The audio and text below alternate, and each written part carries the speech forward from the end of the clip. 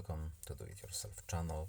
Today I will show you how to turn off comfort mode on our HUAWEI P60 Pro phone. Comfort mode. To turn it off, we have to go to our settings here.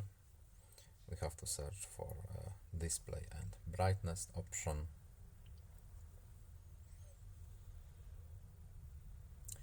Comfort mode is right here. We have to tap it once.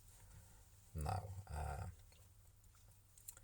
enable all day is enabled, so we just have to tap it once again, and it's now returned to our default setting.